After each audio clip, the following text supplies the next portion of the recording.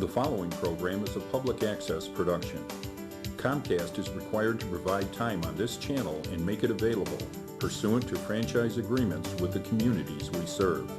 Comcast is not affiliated with the following program or the producers of public access programming and is not responsible for the content.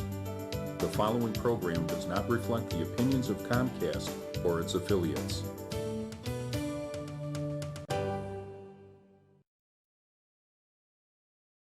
Okay, good afternoon, and thank you for joining us. This is me, Ms. Rhonda B., coming to you from Voices of Mass Discussion. We are here today with another lovely guest, and it's political season, so of course we're going to talk a little politics. Miss Cherese Williams is from University Park. I'm going to allow her to introduce herself. We're going to chit-chat a little bit about some of her political aspirations, and then she will explain to you what does it have to do with you and why would you even care. So thank you, Cherese, for joining us today. Thank you for having me, Ms. Rhonda B. I really appreciate you. Okay, not a problem. My pleasure. So we're here to educate, motivate, and inform the public as to what's going on and what's in their best interest. So first of all, tell us a little bit about yourself prior to getting into your political aspirations. You know, I know you're a daughter, your mom's in politics, professionally you sell real estate, and you reside there in University Park. So what else should we know about you? Okay. So I used to work for Century 21, and then I went on to Prudential Preferred Properties, which was kind of a transitioning point for my career because they had such a wonderful training curriculum there that I learned so much. Better than Century 21? Better than Century 21. Oh, wow. Century 21 was the guru. Yeah, Century 21. Back in my day. But and they were good. Yeah. They trained me, but I just thought I had a cutting edge with Prudential Preferred Properties. And so once they trained me, I saw that I could actually run a company in the like. And so when the market crashed, you know, it's one of those things where you either reinvent yourself or you just crash. It's either fight or flight. Yes. And I was in real estate for 20-some years, so when the market crashed, I burned. Okay. I ended up out of the business, unfortunately. So you made another choice. Or the choice made it for me. But okay, so you're one of the survivors. So yes, I dug in, and basically that's when Illinois Dream Homes was born, because it was, you know, it was kind of a no-brainer when the market is going to come back, because the market is in a cycle, and every 25 years it's going to go out and it's going to come back. So with that being said, I started my own company, and we've been doing pretty well since then. So it's Illinois Dream Homes, and we are in property management as well as a realty company. So we handle associations as well as individual property management and different issues of that nature. Good for you. Okay, so then how did that background lead you to your political aspirations? Is it a family thing or a need or an itch? Okay. How did we get here? I would say an itch. You know, since I was young, I always had a vision of seeing myself in different positions, like speaking to large amounts of people. And I never really knew what it was. And I'm like, is it ministerial? Is it, you know, it was just a vision. So it was up to the honing of God to guide and instruct me. And so because my mother had gotten into politics, and she actually trained me up. Now, initially, Al McCowan, which is the former mayor of University Park. Yes, he's the former mayor of University Park. He actually trained me with his political organization, and I used to put on the fundraisers and, you know, the just the logistics of the committee. I was over the committee, and it was exciting. Okay. And I enjoyed it. And the part that was really gratifying for me was seeing the individuals that came have such a wonderful time. They had such a wonderful, and they would come in there and say, "Oh, thank you so much. I really appreciated this. This was wonderful." And that just kept me going. It was like an energizer pill, if you will. So I was like, okay, I like this. And then I started seeing how the legislative process could hurt and or help individuals. And I said, okay, so the decisions are what affects us as a people. And I just started to see the process. And then that was my mother and myself, you know, doing that. And then she decided that she wanted to do something about it, and she saw an overpass that she wanted to have built over there in University Park, right by the train station. Right. And she's so passionate about this overpass, and I'm like, okay, well, how do we do it? And we kind of put our heads together, and she's like, okay. And then she ran for office, so she's putting it together. And I'm helping her. Now, you know what? This is a sidebar of interest because, like you said, you guys were actually originally teaming up to support another politician, which was the former mayor there of University Park. So behind the scenes, you got to see the good and the bad. Yeah. You've seen the, the personality, the fact that the mayor is personable, popular, able to get things done. But then you also seen the slack and the lack. And so that's interesting how then your mom read her head, because being in University Park, everybody already knew who your mother was. Yeah. But no one expected her to run for political office. Right. I don't think she did either. And then when she was running, it's like, okay, so then what is she going to bring to the table? And so everybody's very impressed because she's turned out to be a very, very admirable politician. Yes, because I'm one of these individuals who love politics but cannot stand the politician. So I would venture to say, based on what I've been observing, Liz does not have a hidden agenda. No. She says what she says, and she, do what she say. Yeah. Or at least try, because that doesn't always work out because you're only one person, one vote, one voice. Right. But she does, say what she means and mean what she says. Yeah. So I'm impressed. Thank you for that. So as her daughter, hopefully she's laid that foundation. Absolutely. Of honesty, integrity, and credibility. Absolutely. What she's always told me as a child is, call a spade a spade. That is her saying. She's like, call a spade a spade. Whatever it is, that's what it is. Right. It is what it is. You can look at it with rose-colored glasses, but it's not going to change the fact of what you're looking at as a cup. Right. This is a cup, and that's all it is a cup. Now, I could put flowers in it and decorate it and put rhinestones around it. It's still a cup. Right. So, that is a pillar of the learning that she has taught for me. And for her, one major thing is education, which is something I've taken up. Because I wouldn't have gone to college had she not pushed. Right. I remember I was in school and I missed home. And I was ready to go home. And I said, Mom, please come get me. I can't take it. I'm too far. And she says, no, you started it. Find a way to finish it. Reach inside. You got everything you need. And, so basically she always encourages that. So that was what took me to the education with the School Board of Education, which I'm running for, Will County Regional Board of Trustees. Okay, so we'll go into that because for those who happen to be watching us, there is more to the story than just that she's pretty and got a pretty outfit on today. She too has decided to put her little toe into the political arena. And now you want to get into politics. So what can we expect? Basically, I could say innovative ideas. That's the cornerstone for me. When I look at what happens with politics sometimes, a lot of things take a long time to cure, if you will.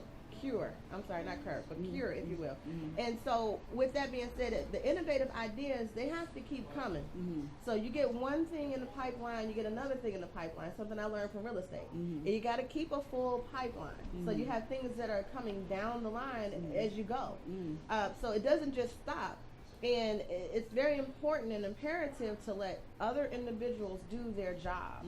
If that's the case, you have a team of people that work together. And the library board, for example, the board members, as I will be one, because you'll vote for me, and I thank you for that. We won't get involved in the day-to-day operation. Right. What we want to do is look at the programs. What can we offer the individuals? And make sure that the bills are paid, and make sure that we have great investments, and bring programs to individuals such as money programs. And I'll say over the years now, University Park does and have had a pretty solid library board. Absolutely. Because they many years ago they had their mortgage burning party. Yes. So that's a plus that show that they were under good management, good leadership. Yes. They made the transition. And so that they had that vision. made, obviously they had to do the behind the scenes work to get that underway. Building was built from the ground up, debt incurred, paid for. And that's what I'm grateful for, is that I don't have to go into the library fighting and looking for, a bunch of stuff to build a foundation. The foundation is there. It's a great board already. I'm not coming in and saying, this person can't do the job, this person, they've done a wonderful job. They just had some vacancies. Right. And And they need to be filled, so why not you? Why not me? I mean, and I have the innovative ideas that I think are innovative enough. Maybe they're not innovative to everybody. But the thing is, it's a smorgasbord. Like you say, you have the ideas, you put them on the table, and then as a board and collectively with the individuals that run the library, if it'll work, it'll work. And then your role as a board member is to come in and then support to try to help make it come to fruition. If it's a workable idea. Absolutely, absolutely. Yeah, so I couldn't have said that better myself. I think I said that. Yeah, so that. But you need the board to be able to support it and to help come up with funding, as opposed to always sitting back saying what you can't do, what we can't afford, we can't do this, can't afford that. Right, and to be frugal with the budget, and not if you wasteful. will. Yes, not wasteful. Definitely tightening the belt, and making sure that the decisions that are made are economically sound decisions. That is imperative. And so one thing I often hear you talk about is the computer literacy. Yes. See, when people talk about computers, there's different groups. Because of course you have the elders, my age group, who a lot are not. I'm happen to be an exception because I am very computer literate. Very computer literate. But everybody is not. And so just something as simple as introducing them to the computer is a milestone. So the fact that you're cognizant of that is important. And then the other, to complement that, are young people, because they are naturally computer literate, because this is their generation. Then what they don't know is how much other things can be done with the computer. It's more than just typing a letter or playing video games or checking your email. So I like the fact that you're constantly being innovative and at least talking about your own power at this point. But constantly trying to bring other people into the fold.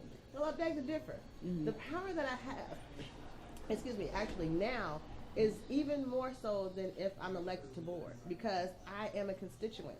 I have the power right now, other than being on the board. Once I'm on the board, then my power yields to the constituent. So then I listen to the constituent and I do as they ask me to do. That's the politician part talking there, but okay, I'll let you have that. Yes, thank you.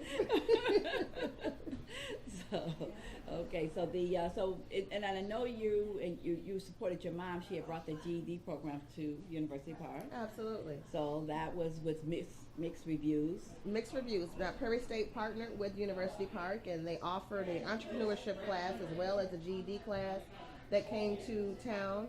And the GED class.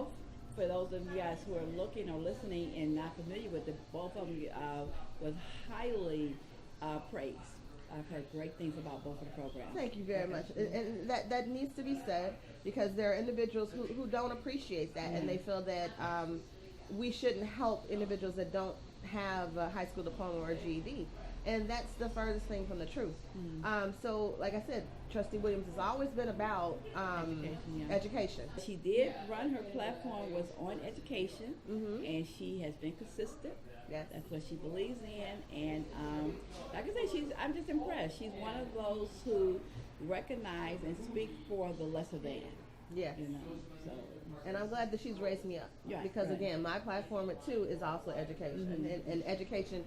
I think there has to be a difference in something to differentiate she from myself, and that would be that I intend to offer education to the mind, body, and soul. Because we can say education, but it encompasses so much. But that's the beauty of the reason why I'm impressed with both of you guys. Like, the reason why I say your mom, because I know she's currently the elected official, so she had the concept. You mean Trustee Elizabeth Williams? Yeah, what did I say? Your mom. Oh. They don't know who my mom is. Well, Miss Williams, Trustee Williams. But she had the concept, but then I know behind the scenes how you were helping her implement it. So I think that's what you've had the training ground and the foundation laid that I think will help you be an innovative elected official yourself. Yeah. But two things, because you have the foundation of helping to move forward a concept, But then also, not only that, so now you know what it's like to support those who will support your ideas. Because you've been on both sides. Absolutely. You know, that was invaluable to support her with her ideas. I've learned so much. I've made a lot of contacts, and I've learned a lot. So I think that is a pillar to another step of level of success, if you will, because she's allowed me to help her along the way. So I'm pretty much I've been her assistant for the past 4 years. Personal assistant. So, you know, from phone calls to meetings to, you know, connections to everything. And I can't be even more grateful for that. I mean, because that was, you know, out of my own your training ground, right? Yeah. So that's what, to me, it only makes sense that your next step would then be to take, you know, the things that you've learned. If I liked it. Yeah. That was the if you liked caveat. it, you didn't like it, then obviously you're going to do something else. Yeah, I understand. So it just makes sense that you would then graduate on, and now you could take that passion and that support, and then support the public at large. Yeah, you know, I'm grateful for that. The truth about politics is very few people can impact what goes on in education. But what you guys did is not, it wasn't just rhetoric. You did the part you can on the level that you can do it on. Because there's very little you could do for the whole system other than vote for what's put on the table. But to go and say there's a population or a portion of our population out here who does not have their high school diploma for whatever the reason, and I know the other trustees on the board had this whole pissing contest going about, do we need it, don't we need it? Yeah. You always need it if you don't have it. But your mom just believed in it. If it's going to help one person or 101, she wanted to do it. And then brought it to the table, like you say, partnered with Prairie State, brought it to the table, and there's, like they say, build it and the people will come. Yes. Offered it and the people came. And the people came. We had over 27 people for the first class. And that's a lot of people, Yeah, and you're going to have turnover. You're going to have some people that are not going to finish school, children, different things like that, which would bring you out. But that's only natural, because if it wasn't the issue, then they would have had their high school diploma from when they were a teenager. Exactly. So that's not even the point. That has nothing to do with anything. The fact that anyone showed up showed that there was a need. There was a need. And they had 27 people show up. That's only the beginning. It's only the beginning. Yeah. And then there's the entrepreneurship class that came after that, which we had businesses show up that were in town and out of town that came to learn how to run their business, how to start and grow their own business. So it's a caveat that you can train and teach on different levels. And she's done that, and I'm grateful to have helped her. Right. But now that we're here and you're in this seat, it was more, or as much of a training ground. Yes. Yeah. It was God's plan. Yeah. I can honestly say it was God's plan. It's nothing that I had an intention on doing. I mean, it was always an ideal, but I'm like, no, that's just too much. I don't want to do that. Too many people. But you know, at the end of the day, it is what it is. So tell us about the positions before the time is up. You're running for the library board there in University Park. Yes. And then who can vote for you? Obviously, residents of University Park. Yes. Any registered. Okay, let me start over. Any registered voter in University Park can vote for me for the library board.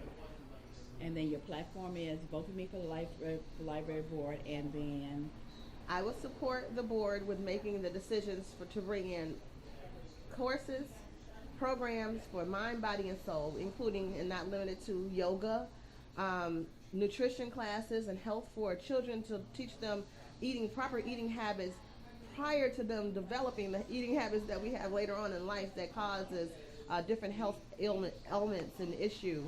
Also, computer literacy programs for children as well as seniors. The most important caveat that I have seen in different library boards are offering digital coloring classes. So like for your 4-year-olds and 5-year-olds and 6-year-olds, they're on the computer and they're learning how to color inside of the line, like a coloring book. Remember the coloring books we used to have? I used to have so much fun with them, but they actually do it on the computer now. So they're learning how to utilize the computer and the different ways to use a computer, as well as being interested in doing something that they want to do, and it's training them up young. Another thing is a computer loaning program. So there are libraries that have loaner computers. Like you come into the library right now, I think we have where you can come in and utilize our computers. You register, you can save the computer. But there are some libraries you can check out a computer, take it home, work on your research project or what have you, and bring that computer back, as well as a leap pad for the younger people. So what stops the public from stealing the computer?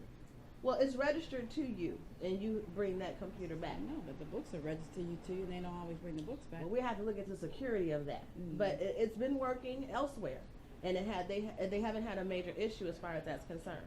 So I think that if it's a program that's working, I think duplication is the key to success. And if you make something, if you make it duplicatable, then you're making a successful program, in my opinion. And now that is something that to think about and to bring that. That's the reason we have a board. Yeah. And if I was on that board, I would want to know that how do we secure the return of this material. Because even myself, and never would be my intent to steal, but I have books that I return to the library 20 years later. Right. The amnesty program is a very good thing. It's a very good thing. I mean, I used it once before when I was a kid. But if they have an amnesty program where it's not prosecutable. They waive the fees, and then you come in and you return your project. Then more than likely things come back. But that don't go the same with a computer, because if you have a book I kept for 20 years, you give it to them, they put it back on the shelf and do whatever they want. But a computer, after 20 weeks or 20 months, things become obsolete. Well, we wouldn't have the top of the art computers that would be loaned out.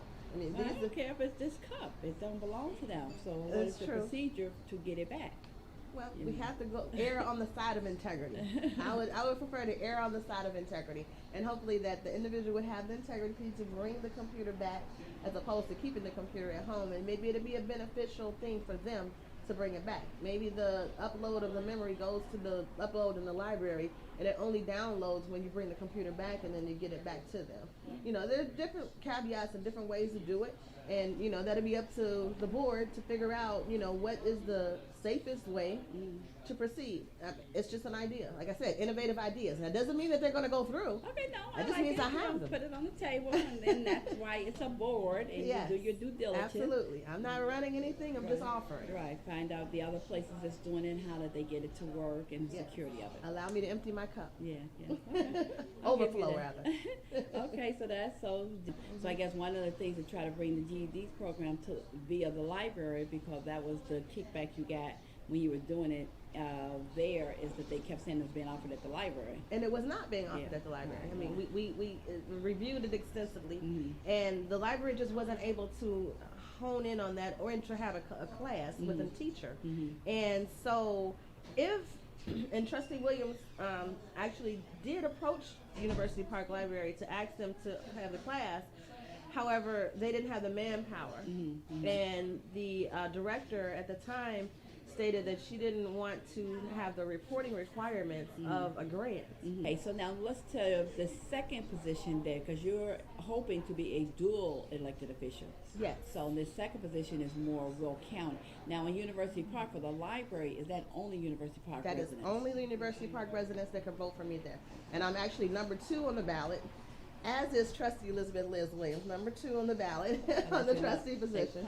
Was that Willie Wilson's number when he was running for mayor of Chicago? Oh, I don't know. But her last election was number 2. Oh, okay. So her slogan last year was Punch 2, we have work to do. Okay. So, I like that. Okay. Yes. Okay. So for me, Punch 2, we have work to do. For her, Punch 2, we have more work to do.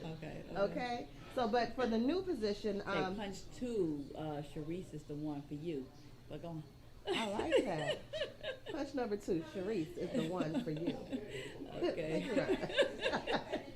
I like that. So for the Will County Regional Board Board of Trustees, I will be a write-in candidate. With that said, on the ballot, you would have to write my name in, which is CHERESE Williams, WILLIAMS.